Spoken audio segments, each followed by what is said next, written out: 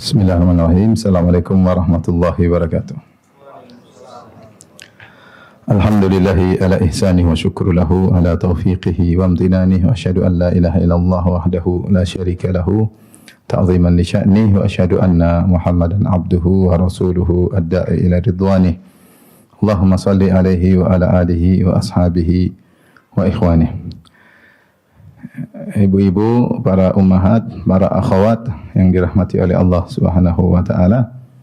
Pada kesempatan kali ini kita akan membahas bagaimana belajar untuk menjadi istri yang pandai bersyukur ya. Bagaimana menjadi istri yang pandai bersyukur. Hal ini perlu kita bahas karena Rasulullah SAW telah mengabarkan bahwasanya banyak wanita yang tidak pandai bersyukur terhadap suami, kemudian mengingkari kebaikan suami, akhirnya itu merupakan sebab terbesar mereka masuk di dalam neraka jahanam. Sebagaimana Rasulullah SAW pernah bersabda, "Ya ma'syaran nisa tasaddaqna, wahai para wanita bersedekahlah. Fa inna kunna aktsara hatabi jahannam, karena kebanyakan kalian adalah penghuni neraka jahanam. Kalian adalah kebanyakan bahan bakar di neraka jahanam." Ada seorang wanita berkata, "Lima ya Rasulullah?" Kenapa ya Rasulullah? Kata Rasulullah SAW, "Li'anna kunna takfurnal ashir." Karena kalian kufur kepada suami, itu tidak bersyukur kepada suami. Kemudian Rasulullah sebutkan sebab yang lain, waktu tukthirna asyakah wal la'nah, kalian suka mengeluh dan kalian suka melaknat, suka mengumpat. Di sini Rasulullah SAW menjelaskan bahwasanya di antara sebab wanita masuk neraka adalah tidak pandai bersyukur kepada suami, suka ingkar kepada kebaikan suami dan suka mengeluh, tidak sabar dengan kehidupan yang Allah gariskan kepadanya, mungkin kehidupan yang susah, kehidupan yang mungkin juga sudah nyaman tapi dia tidak pandai bersyukur sehingga suka mengeluh. Dan sebagian ulama mengatakan ketika Nabi menamakan takfurna al-ashir, kalian kufur kepada suami, Rasulullah sebut dengan kalimat kufur. Ini menunjukkan perbuatan ini adalah dosa besar. Jadi perbuatan ini merupakan dosa besar. Dari sisi pertama Rasulullah menamakan dengan kufur, tentu maksudnya kufur kecil, tapi kufur kecil maksudnya termasuk dari dosa besar. Yang kedua Rasulullah SAW menjelaskan adalah sebab utama banyak wanita masuk di neraka jahanam. Oleh karenanya seorang wanita yang ingin selamat dunia dan akhirat berusaha untuk menjadi wanita yang pandai bersyukur kepada Allah dan kepada manusia yang telah berbuat baik kepadanya. Maka pada kesempatan kali ini kita akan bahas suatu hadis yang dihasankan oleh Syekh Al-Albani rahimahullahu taala, di mana Rasulullah SAW bersabda, "La yanzurullah ila imra'atin la tashkuru zawjaha wa hiya la tastaghni anhu." Allah tidak melihat kepada seorang wanita yang tidak bersyukur kepada suaminya, padahal dia selalu butuh kepada suaminya. Saya ulangi, la yanzurullah ila imra'atin la tashkuru zawjaha wa hiya la tastaghni anhu. Allah tidak melihat kepada seorang wanita yang tidak pandai berterima kasih, bersyukur kepada suaminya, padahal dia selalu butuh kepada suaminya ya. Hadis ini menjelaskan bahwasanya di antara kewajiban yang Allah wajibkan kepada seorang wanita adalah mensyukuri suaminya. Kita tahu bahwasanya kita diciptakan untuk beribadah kepada Allah Subhanahu wa taala. Wa ma khalaqtul jinna wal insa illa liya'budun. Tidaklah aku ciptakan jin dan manusia kecuali untuk beribadah kepadaku, kata Allah Subhanahu wa taala. Maka yang menjadi pusat perhatian seorang dalam hidup ini adalah bagaimana menunaikan hak Allah dan juga menunaikan hak Rasulullah sallallahu alaihi wasallam. Setelah itu bagaimana menunaikan hak-hak orang yang terdekat yang diwajibkan bagi kita untuk menunaikan haknya. Dan orang yang paling besar haknya bagi wanita ya adalah suaminya. Maka setelah dia berusaha berijtihad untuk menunaikan hak Allah dan juga menunaikan hak Rasulullah, maka hendaknya dia berusaha semaksimal mungkin untuk mencari keridhaan Allah dengan menunaikan hak suaminya. Maka para ulama mengatakan bahwasanya seorang wanita jika telah menikah, maka dia lebih utama taat kepada suaminya daripada kedua orang tuanya. Itu terkait dengan masalah rumah tangga. Terkait dengan masalah rumah tangga.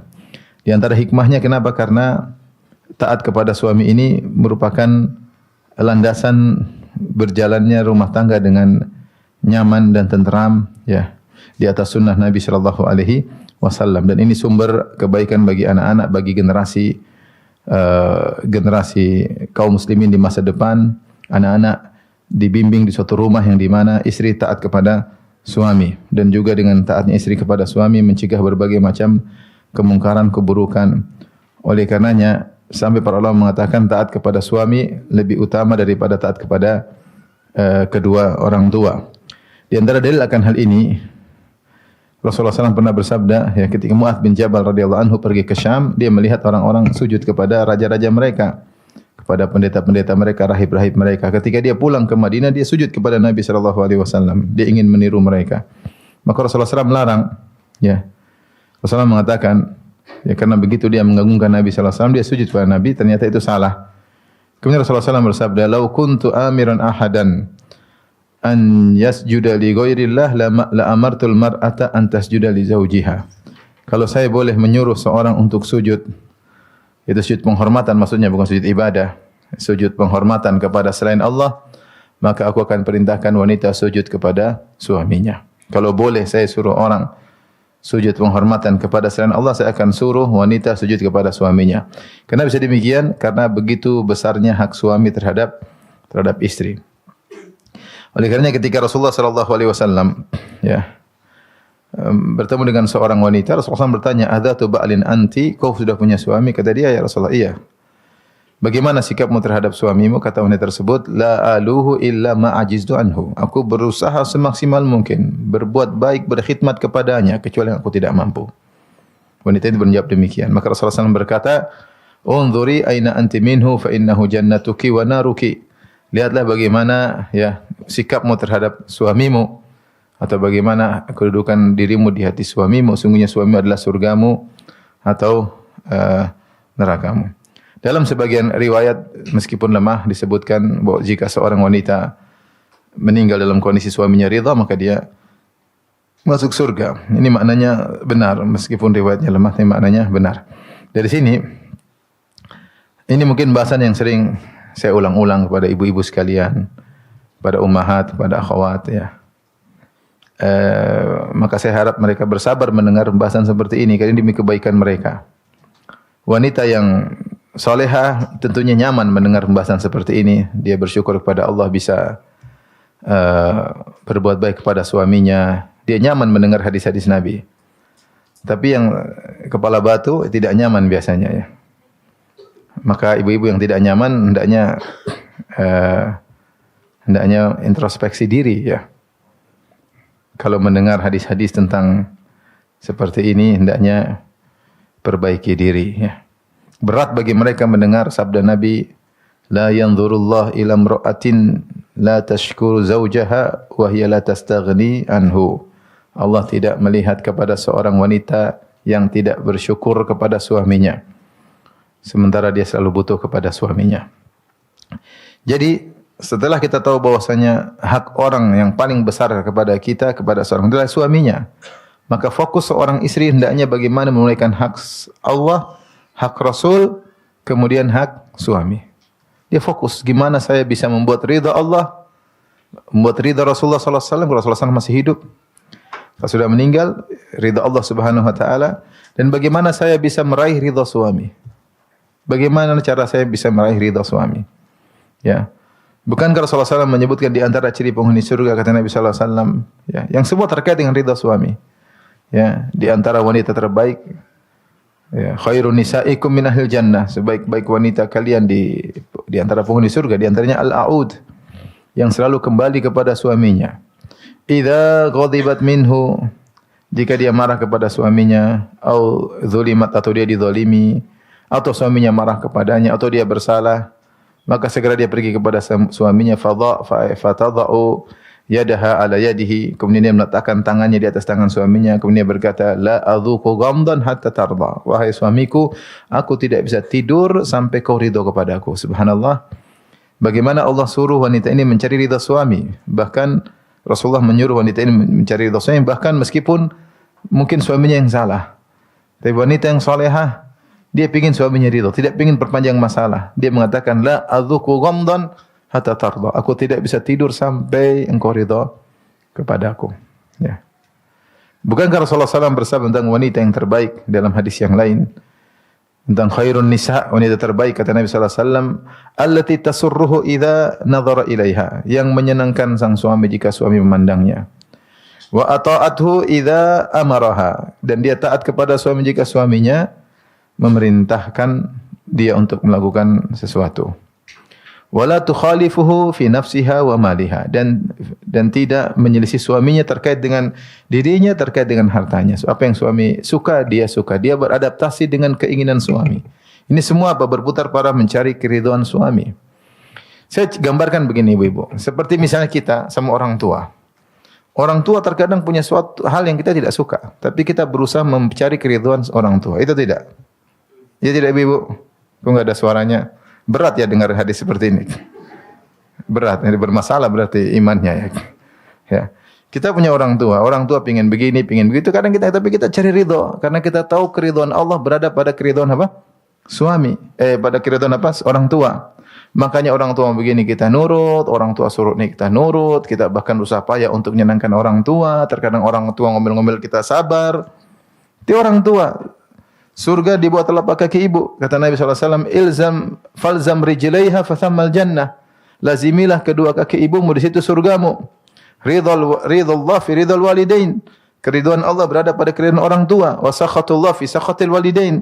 Dan kemurkaan Allah pada kemurkaan kedua orang tua. Maka kita berusaha payah untuk menyenangkan kedua orang tua. Bahkan Rasulullah SAW mengatakan, fafihi mafajahid. Berjihadlah untuk berbakti kepada orang tua. Butuh pengorbanan. Maka untuk wanita berusaha kepada suami. Ya, Rasulullah ketika mengabarkan tentang wanita terbaik, allati tasurruhu idza nadhara ilaiha wa tuti'uhu idza amaraha wa la tukhalifu fi nafsiha wa maliha. Yang kalau dilihat menyenangkan suami, kalau diperintahkan nurut dan tidak menyelisih suami dalam urusan dirinya, suaminya pingin dia nurut, dan hartanya tidak menggunakan hartanya yang tidak disukai oleh suaminya. Berarti apa? Dia selalu mencari keridhaan suami. Dan Rasulullah sudah jelaskan dalam hadis yang kita jelaskan. La yanzurullah ila imra'atin la tashkuru zawjaha. Allah tidak memandang kepada wanita yang tidak tahu berterima kasih kepada suaminya. Wa hiya la tastaghni anhu. Sebenarnya tidak cukup, tidak senantiasa butuh kepada suaminya. Orang yang paling utama kita tunaikan haknya di kalangan para istri itu hak suami. Maka saya sering sampaikan sebagaimana kita bersabar ketika terhadap orang tua, kita merasa dapat pahala. Demikian juga kita bersabar sama suami, harusnya kita juga merasa dapat pahala. Apalagi hak suami lebih besar daripada hak kedua orang tua. Sebagaimana kita tidak mengangkat suara di hadapan kedua orang tua, takut dosa. Maka hendaknya seorang wanita juga tidak mengangkat suaranya di hadapan suaminya karena takut apa? Dosa. Sebagaimana kita sebagai anak berusaha berlemah lembut di hadapan kedua orang tua agar kita dapat pahala diridhai oleh Allah, maka seorang wanita pun berusaha untuk berlemah lembut, tahan emosi, cari keridhaan suami agar diridhai oleh Allah Subhanahu wa taala. Bukankah Nabi SAW bersabda, la yashkurullah man la yashkurun nas. Tidak tahu berterima kasih kepada Allah orang yang tidak tahu berterima kasih kepada manusia. Dan seagung-agung manusia yang wanita hendaknya berterima kasih kepadanya adalah suaminya. Ibu-ibu masih nyaman dengarnya? Masih, alhamdulillah ya. Taib, kita lanjutkan hadis ini. Rasulullah SAW bersabda, la yanzurullah ila imra'atin la tashkuru zawjaha wa hiya la tastaghni anhu. Allah tidak memandang kepada seorang wanita yang tidak tahu berterima kasih kepada suaminya, padahal dia selalu butuh kepada suaminya. Ini dalil bahwasanya tidak bersyukur kepada suami adalah dosa besar. Kenapa? Karena la yanzurullah diartikan oleh para ulama dengan la yanzurullah binadhurir rahmah, yaitu Allah tidak memandang pada wanita ini dengan pandangan rahmat. Tapi Allah pandang dia dengan pandangan benci. Kalau wanita tidak dirahmati Allah, apa mau mengharapkan? Apa yang mau diharapkan? Tidak dirahmati oleh Allah Subhanahu wa taala. Allah tidak memandangnya. Dalam sebagian riwayat kita dapati hadis-hadis Nabi mengkaitkan Allah tidak memandang dengan hari kiamat. La yanzurullah yaumal qiyamah thalathatun. La yanzurullah Yaumal qiyamah ilaihim. 3 orang yang Allah tidak akan mandang mereka pada hari kiamat, yaitu 1, 2, 3. Tapi dalam hadis ini Rasulullah tidak kaitkan dengan hari kiamat. La yanzurullah ila imra'atin. Allah tidak memandang dengan pandangan rahmat kepada wanita. Sejak di dunia sudah dia tidak pandang oleh Allah Subhanahu wa taala. Kenapa dia tidak tahu berterima kasih kepada suaminya? Padahal dia selalu butuh kepada suaminya. Ini menunjukkan bahwasanya tidak bersyukur kepada suami dosa besar. Di antara bukti dosa besar, Allah tidak memandang dia dengan pandangan rahmat. Kalau kita tidak dipandang dengan pandangan rahmat, apa lagi? Wahai ibu-ibu yang suka angkat suara, ibu-ibu yang suka nyuruh suami minta permintaan yang kebanyakan, suami repot. Ya. Suruh ngutang sana, ngutang sini. Ittaqillah, bertakwalah kepada Allah. Anti tidak dilihat oleh Allah di dunia dengan pandangan rahmat. Mengerikan, ini ancaman. Ya. La yanzurullah, Allah tidak melihat kepada wanita modelnya seperti ini. Dia tidak tahu berterima kasih kepada suaminya padahal dia butuh kepada suaminya. Tanyakan kepada wanita-wanita yang tidak punya suami, kasihan bagaimana nasib mereka. Kita ya dengar sedih. Kita dengar sedih. Enggak usah jauh-jauh, kita saja misalnya punya saudara, punya kerabat yang janda, enggak ada suaminya, atau bukan enggak ada suaminya, perawan tua, enggak belum ada nikah. Kita kasihan dengarnya. Kenapa enggak ada yang mengayominya? Padahal dia masih gadis, tapi sudah tua, udah umur 40, enggak ada yang nikahi, 50, enggak ada. Kita juga takut nikahi. Apalagi teman-teman penakut semua. Kasihan, enggak ada yang ngayomi. Kasihan.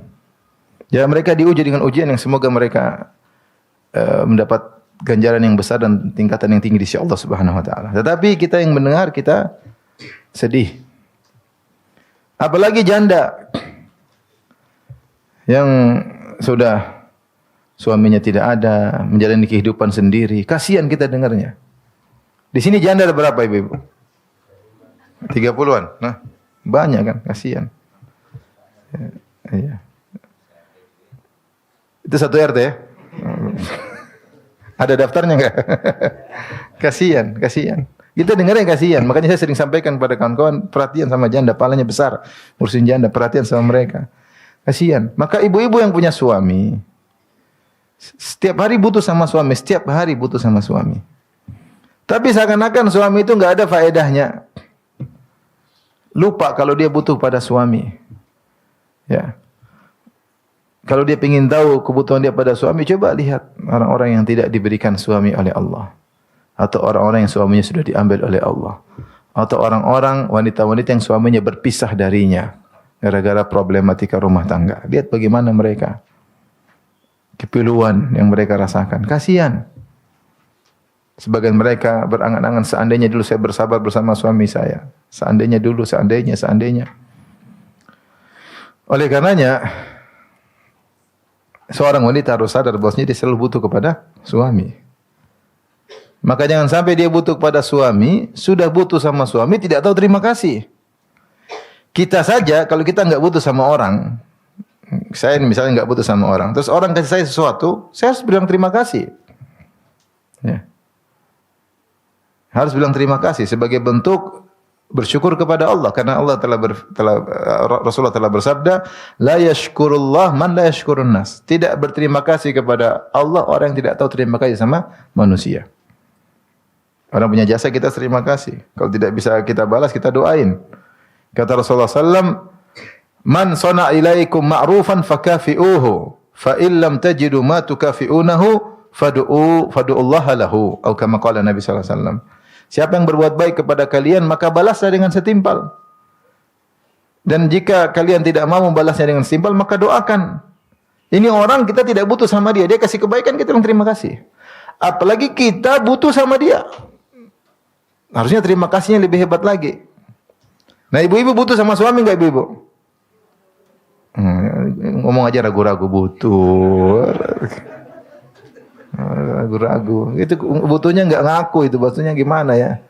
Ini kalau janda baru tahu. Itu setengah mati janda itu enggak gampang. Beneran. Kita saja jangankan wanita yang tidak punya, yang janda, wanita yang tidak punya suami, yang dia kaya raya kita kasihan. Kita gimana, enggak ada yang ngayomi, gimana kalau sendirian. Kita berpikir bagaimana kalau itu adik kita, bagaimana kalau itu kakak kita. Dia enggak punya suami, enggak ada yang ngayomi. Beda suami dengan kakak, dengan adik beda. Ibu kan tahu, sama kakak ya terbatas, sama adik terbatas. Sama suami kita lepas. Sama suami karena benar-benar sangat dekat dengan suami. Bagaimana wanita tidak ada suaminya? Karena ibu-ibu tidak memikirkan hal tersebut sehingga mentang-mentang kepada suami. Oleh karenanya, kewajiban berterima kasih kepada suami, kewajiban yang berkesinambungan. Continue. Bukan bilang syukran zauji cuma sekali setahun. Berkesinambungan, syukran zauji. Jazakallah khairan. Masya Allah. Suami langsung hatinya berbinar-binar. Mau poligami nggak jadi. Bercanda ibu-ibu. Bercanda. Rasulullah juga poligami, istri-istrinya suka bersyukur. Enggak, saya bercanda ya. Tapi maksud saya, ya, jangan pelit-pelit untuk mengucapkan jazakallah khairan, syukran zauji, ya. Ya, bilang terima kasih sayang, terima kasih habibi, masya Allah. Indah kita dengarnya, empuk dengarnya di telinga itu. Cuma begini, aduh, berat sekali. Begini. Oleh karenanya, kewajiban bersyukur kepada suami itu berkesinambungan.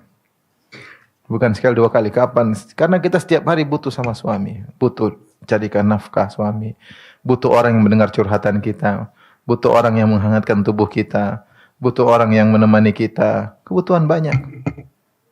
Butuh menemani kehidupan kita bersama anak-anak. Butuh arahan suami, ya. Sehingga kewajiban tersebut berkesinambungan.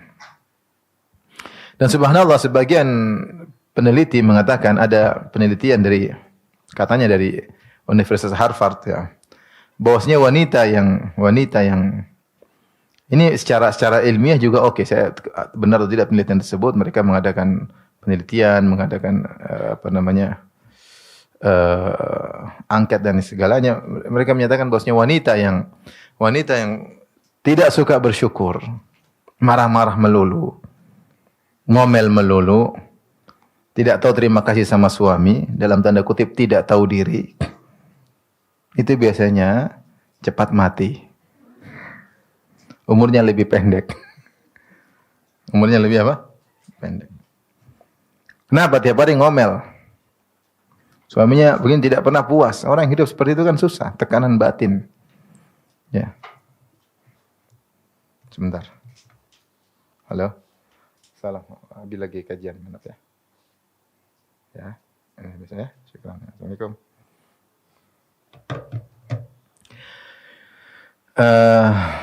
Sampai di mana tadi? Hah? Oh, penelitian Harvard, cepat mati.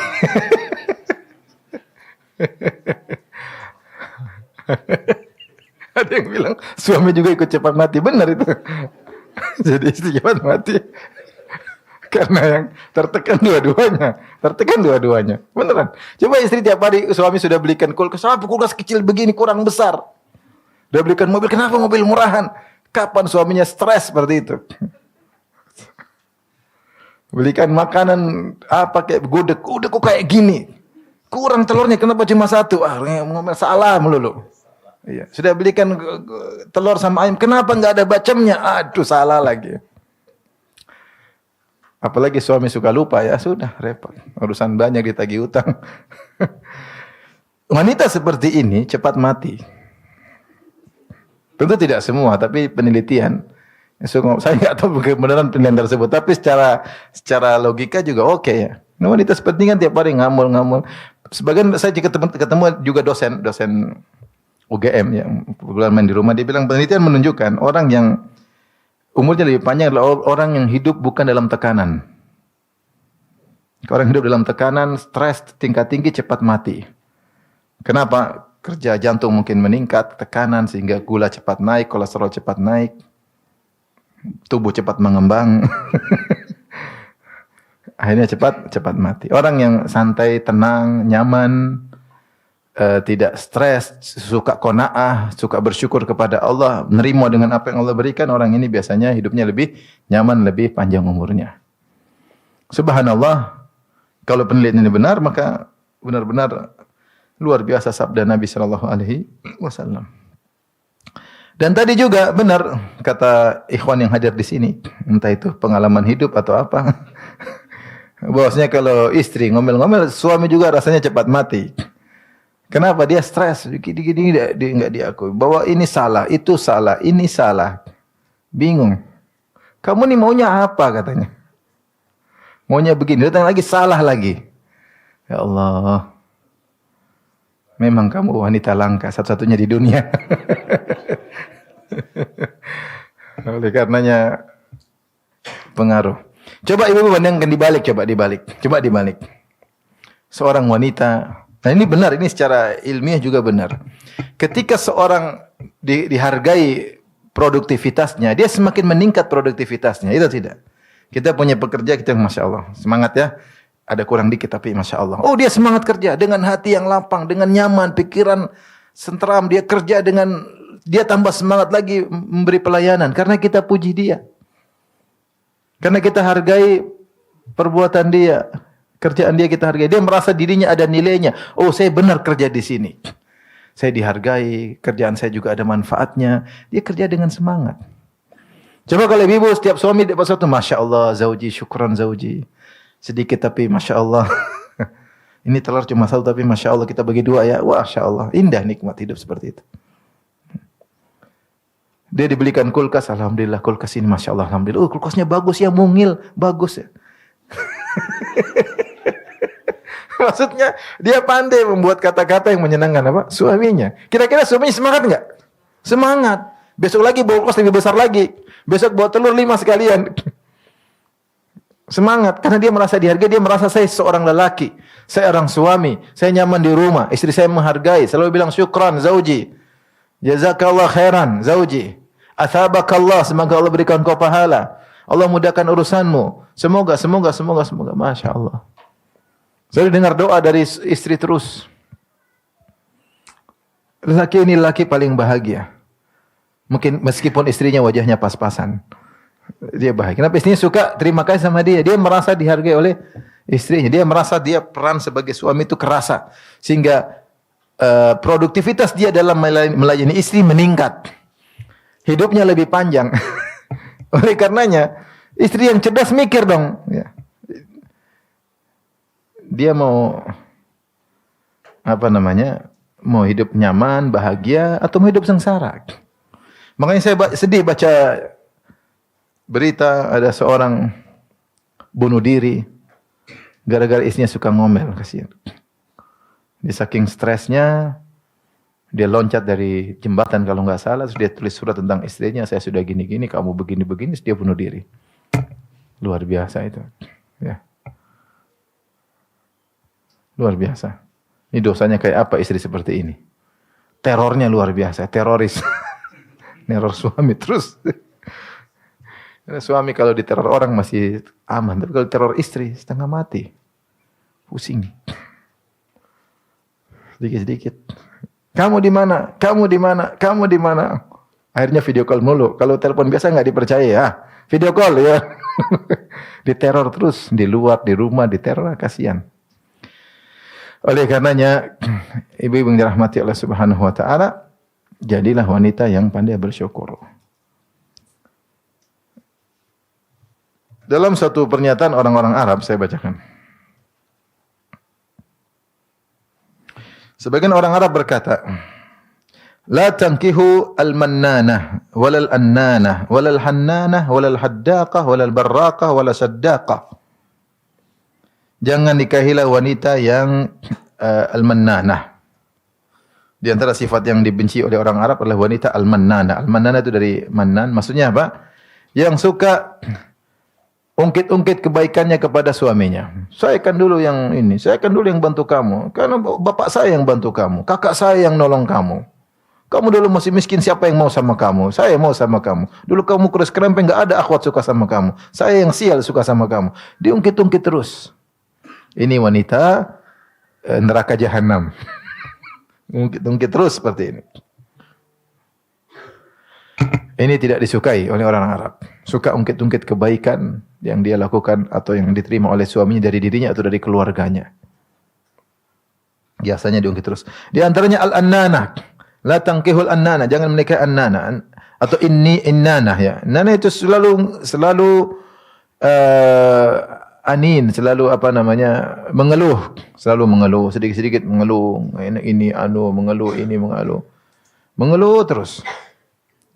Sedikit-sedikit aduh ini, sedikit aduh. Padahal dia enggak sakit, cuma suka mengeluh.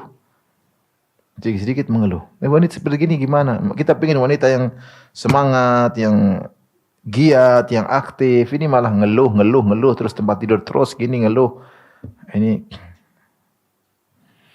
Yang ketiga, di antara sifat yang dibenci oleh orang Arab ada al-mar'atul hannanah, yang selalu rindu. Mending kalau rindu sama suami, enggak, rindu sama keluarganya, pengen pulang kampung melulu. Kapan kita pulang kampung? Kapan pulang kampung? Baru pulang kampung, kapan pulang kampung lagi? Memang pulang kampung enggak pakai duit. Memang kalau nikah sama tetangga enak, pulang kampung, ke rumah. Ini beda provinsi. Butuh biaya. Pulang kampung melulu bawa anak-anak, biaya berapa? Bawa oleh-oleh buat mertua. Ya, kalau tiap bulan pulang kampung repot. Ya. Sehingga akhirnya dia sibuk mikirin kampungnya, mikirin keluarganya. Sehingga lupa untuk melayani suami. Ini juga tidak baik. Wanita tahu dia sudah punya rumah tangga sendiri. Dia hidup sama suaminya, fokus pada suaminya. Pulang kampung sesekali, lihat kemampuan suami. Bukan sedikit-sedikit, baru sebulan pengen pulang kampung. Pengen ketemu mama, pengen ketemu papa. Pengen ketemu kakak, pengen ketemu adik, pengen ketemu om dan yang lainnya. Tidak. Wanita tidak seperti itu. Dia tahu dia sekarang hidup bersama suaminya. Ada tugas yang agung, ada ibadah yang agung, yaitu melayani apa? Suaminya. Kemudian di antaranya al-mar'atu al-haddaqah. Al-haddaqah ini yang repot. Yang selalu, haddaq itu maksudnya pandangannya tajam. Melihat kepada kemewahan yang dimiliki oleh orang lain. Lihat, sana itu perempuan sana. Tetangga kita rumahnya ini, Abi, tetangga itu baru beli mobil baru ya. Tetangga kita baru beli motor baru, Abi. Itu Ummu Fulanah, baru beli emas baru. Waduh.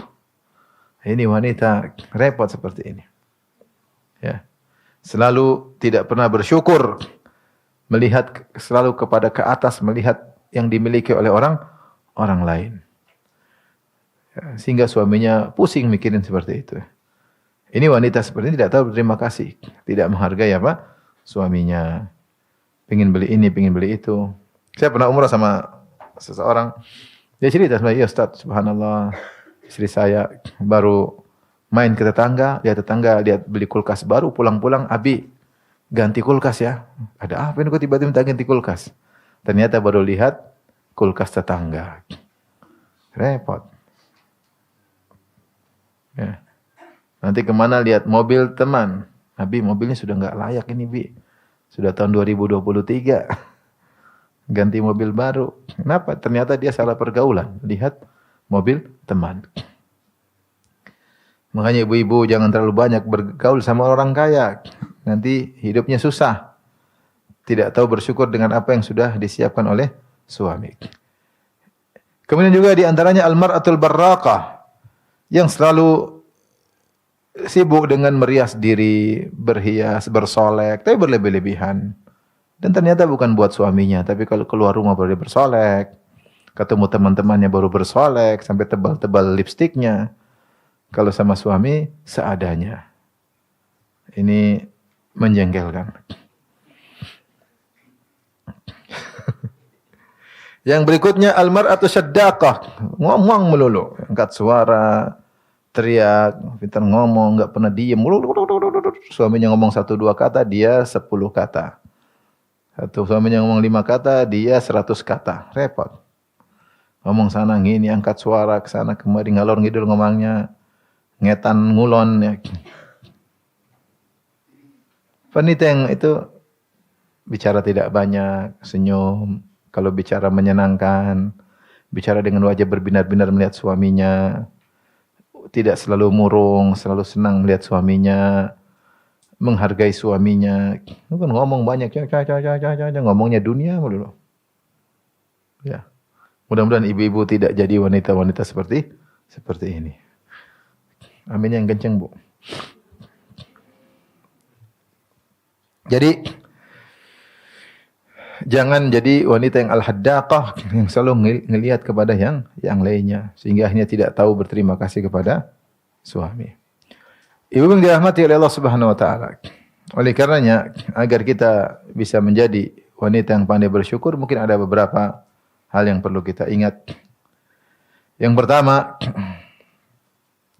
adalah kita harus tahu bahwasanya yang wajib bagi suami kita untuk menafkahi kita adalah sesuai kemampuannya, bukan sesuai dengan keinginan kita. Bukan sesuai dengan gaya hidup kita, bukan sesuai dengan lifestyle kita, tetapi sesuai dengan kemampuan suami. Allah berfirman, "Liyunfik dzu sa'atin min sa'atihi, wa man qudira 'alaihi rizquhu falyunfiq mimma atahu Allah." Hendaknya orang yang diberi kelapangan harta berinfak sesuai dengan kelapangannya. Jangan pelit. Suami kalau uang banyak pelit ya mungkin ibu bisa protes. Abang sayang kamu duitnya banyak, kenapa sama keluarga pelit? Nah, boleh sampaikan. Allah berfirman, "Liyunfik dzu sa'atin min sa'atihi." Hendaknya orang diberi kelapangan harta dia berinfak sesuai dengan kelapangannya. Tapi kata Allah, "Wa man qudira 'alaihi rizquhu falyunfiq mimma atahu Allah." Siapa yang disempitkan rezekinya maka dia berinfak sesuai dengan kemampuannya. Kalau suami sudah bekerja siang malam kemudian dia mampunya segitu, enggak usah kita, "Mas kamu tuh gimana? Kamu tuh gimana?" Dia aja makan susah, dia baru diomel-omelin sama majikannya, bosnya. Kita di rumah ngomel lagi. Kasihan. Lain hal kalau dia tiduran aja, tidurnya kita ngomelin dia enggak apa tiduran. Ini dia udah kerja, keluar pagi, pulang ya segitu. Kita sabar, hidup ini ada ujian. Kita sabar, dia sudah berusaha bekerja keras. Ya. Kita harus ingat bahwasanya yang Allah wajibkan kepada dia adalah sesuai kemampuannya. Maka tidak boleh haram bagi seorang wanita menuntut lebih dari kemampuan suaminya. Lebih dari kemampuan suaminya. Suaminya sudah kasih nafkah, yang penting dia sudah makan, kecuali dia tidak makan, lain cerita. Dia sudah makan, dikasih pakaian yang suaminya beli semampunya segitu. Jangan kemudian dia bilang, "Saya ingin beli baju yang mahal-mahal, ingin makanan." Itu di luar kemampuan suaminya. Ini miskin, dia mau ngapain? Dia tidak mampu. Disuruh dia lebih dari kemampuan, tidak mampu. Dia mau apa lagi? Mau ngerampok orang. Dia enggak mampu. Yang dia mampu cuma membawakan makanan, pagi makan tiwul, siang makan gudeg, sudah top itu. Malam puasa. Kemampuannya gitu. Alhamdulillah, udah dibelikan motor. Jangan membeli di luar kemampuannya, kasihan.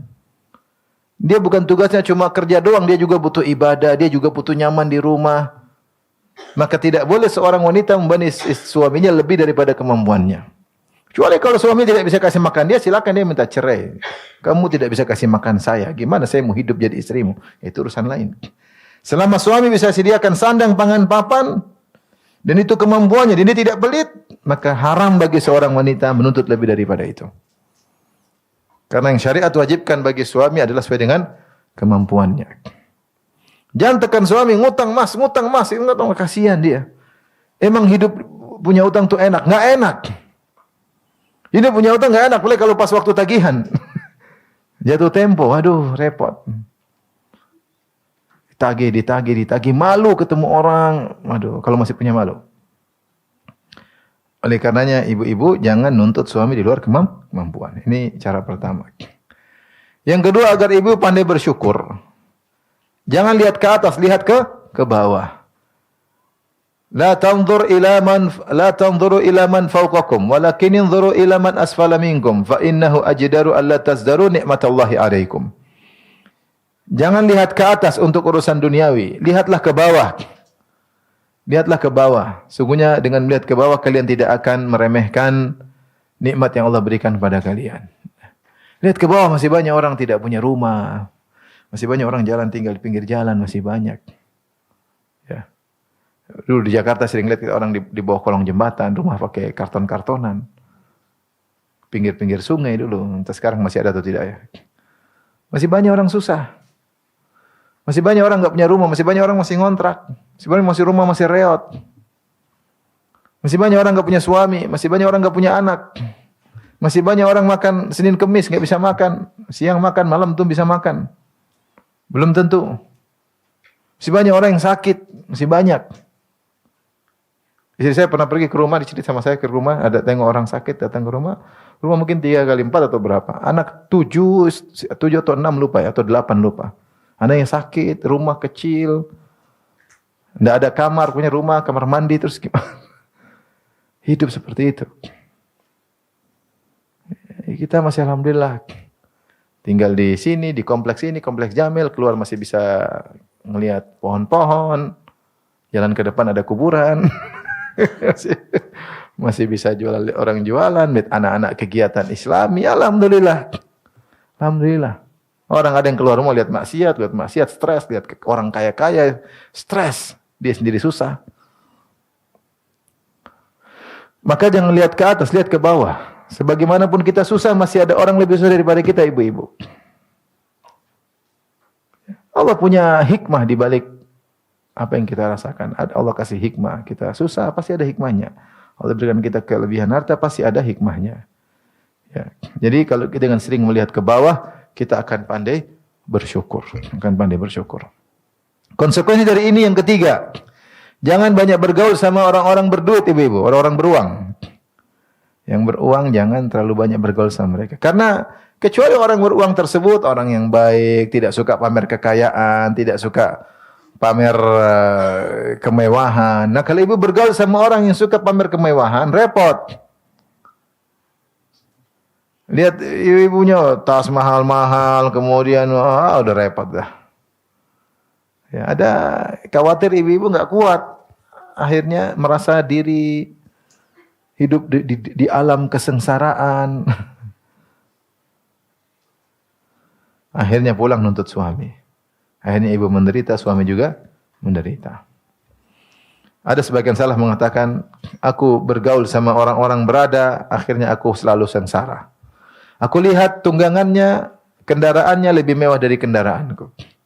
Aku lihat bajunya lebih bagus dari bajuku. Aku lihat sendalnya lebih bagus daripada sendalku. Sehingga aku selalu diliputi dengan kesedihan. Setelah itu bergaul dengan orang lebih miskin, maka selalu bahagia. Lihat sendalku lebih bagus daripada sendalnya. Lihat motorku lebih baik daripada motornya. Lihat penaku lebih bagus daripada penanya. Lihat buku catatanku lebih bagus dari buku catatannya. Sehingga aku tahu berterima kasih kepada Allah Subhanahu wa taala. Kemudian yang keempat, agar ibu-ibu pandai bersyukur kepada Allah. Baca hadis-hadis tentang bagaimana kehidupan Nabi sallallahu alaihi wasallam. Lihat perkataan Aisyah radhiyallahu taala anha. Ini perkataan wanita yang dijamin masuk surga. Bercerita tentang kehidupannya dengan suaminya yang orang paling nomor 1 di dunia, yang pintu surga tidak akan terbuka kecuali yang mengetuknya. Dia mengatakan, in kunna, kata Aisyah radhiyallahu anha, in kunna lanarul hilal, thumma al-hilal, thumma al-hilal. Salasata ahillatin fi syahrain wa ma uqida fi buyutin Nabi sallallahu alaihi wasallam nar.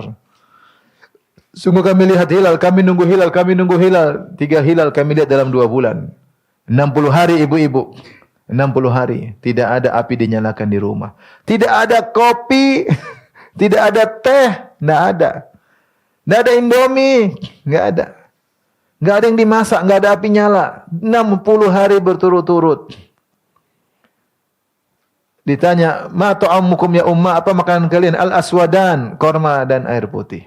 Emang enak makan korma terus? Enggak enak. Sesekali ada sahabat dari kaum Ansar yang meminjamkan kepada Nabi ontanya untuk diperah susunya. Itu aja. Seharian korma dan air putih. Ibu-ibu ada yang begitu? Enggak ada. Siapa di antara ibu-ibu yang 60 hari tidak ada api nyala di rumah? Pasti ada api bisa dinyalain. Setiap hari juga api dinyalain, entah yang dimasak apa, tapi ada api dinyalain. Nabi 60 hari tidak ada api dinyalain. Apakah mereka tidak bahagia? Mereka bahagia.